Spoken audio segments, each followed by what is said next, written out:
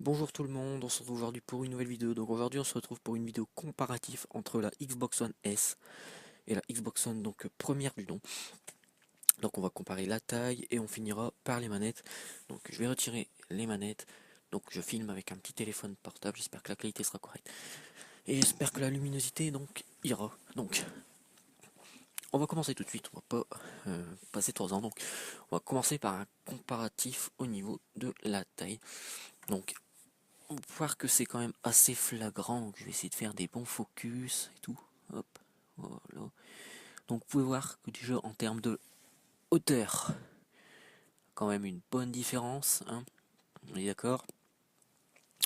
En termes d'épaisseur, très bonne différence aussi.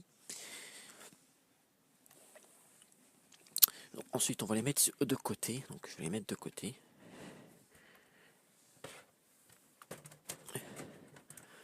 Hop,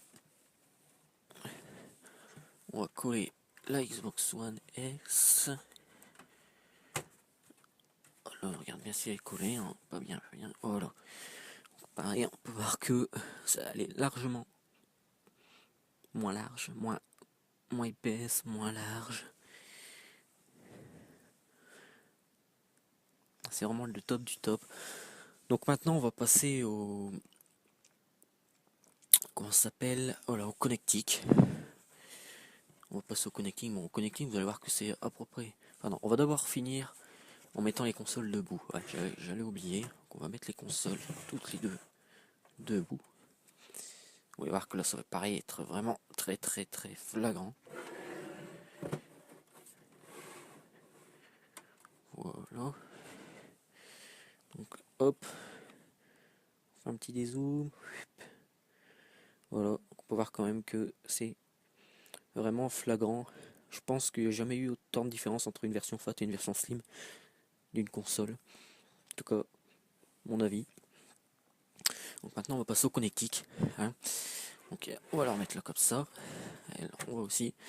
Donc on peut voir les grands changements de la S par rapport à la fat. Donc voir que sur la fat, par exemple, le bouton démarrer, c'était du tactile.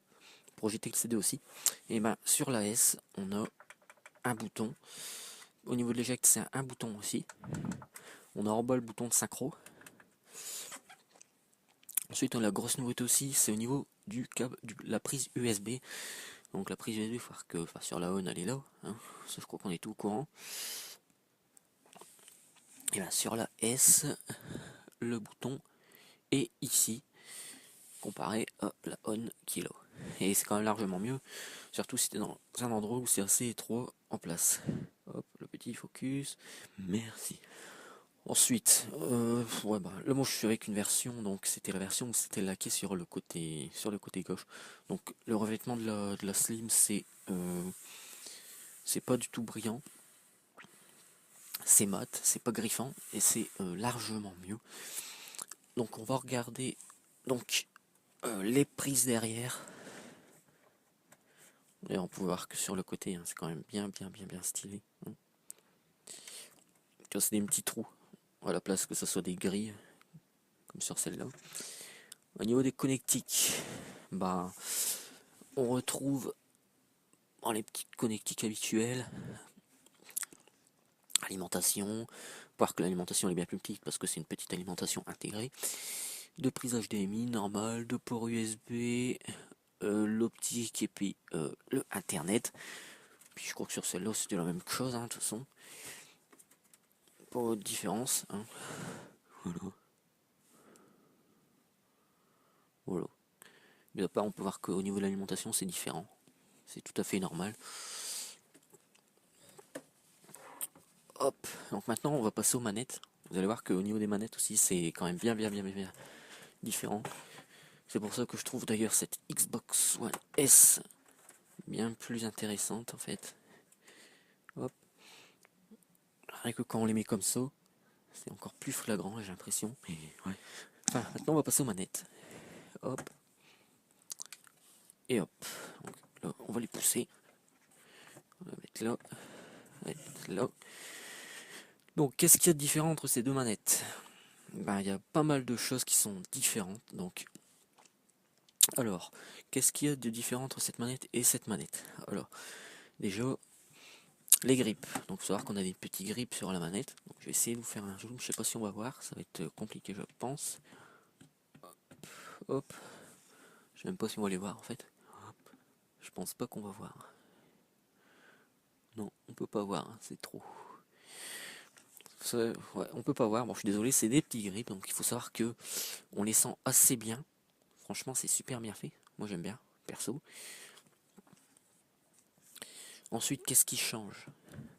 Alors, au niveau ici de la touche Xbox. Au niveau de la touche Xbox, c'est ici c'est plein en fait, c'est plus bah, tout est relié quoi. Par rapport à la manette là où c'est voilà, où c'est brillant, d'ailleurs on peut voir qu'elle est crade. Lol. Ensuite, le truc différent, bon il y a la prise jack intégrée, chose qu'il n'avait pas sur celle-là. Pour pouvoir mettre un casque, il fallait brancher à tout prix ce petit adaptateur. Je pense que tout le monde connaît pour ceux qui ont les premiers modèles Xbox One. Après, je pense que c'est tout. Attendez. Ouais, un peu plus de rigidité au niveau dans les gâchettes. Donc les gâchettes sont un petit peu plus dures. Ça, c'est un petit peu bien. C'est un peu mieux. Au niveau des touches là, c'est moins dur. Et au niveau des joysticks, alors il y a les joysticks qui sont légèrement plus durs, je dirais. Mais vraiment légèrement. C'est, on le sent quasi pas en fait. C'est vraiment petit. Hop, le focus, il y a du mal à se faire régulièrement. Donc voilà, je crois que j'ai fait vraiment un tour d'horizon hein, sur cette fameuse machine qui est la Xbox One S, qui est vraiment, je trouve, nickel. Bon, ensuite, qu'est-ce qu'elle a en plus la S? Elle a le Blu-ray 4K, elle a l'upscaling en 4K des jeux si vous avez un écran 4K. Enfin, elle fait vraiment beaucoup de choses. C'est vraiment une très bonne console. J'aurais vraiment pas mon choix. Et puis, en dernier truc sur la Xbox One S, on va parler de la ventilation. Il y en a beaucoup. Enfin, j'en ai entendu beaucoup dire qu'elle chauffait beaucoup. Et honnêtement, les gars, même avec le bloc d'alimentation intégré, faut savoir que la Xbox One S a un système de radiateur et un ventilo bien plus puissant que dans la Xbox One première du nom. Et il faut savoir qu'elle le chauffe beaucoup moins que la première Xbox One. C'est même hallucinant. Vous pouvez la faire tourner pendant 2 heures, la console ne chauffe pas. C'est assez impressionnant. Et vous allez me dire, oui, mais bon, on s'en fout. Mais non, justement, faut pas s'en foutre, les gars, parce que moins une console chauffe, plus sa durée de vie sera longue. Donc c'est très intéressant, surtout pour son prix qui est 299 € pour la version 500 Go. Pour moi, c'est une console euh, vraiment à se procurer si, bien sûr, vous pouvez vous la procurer si vous n'avez pas encore d'Xbox One.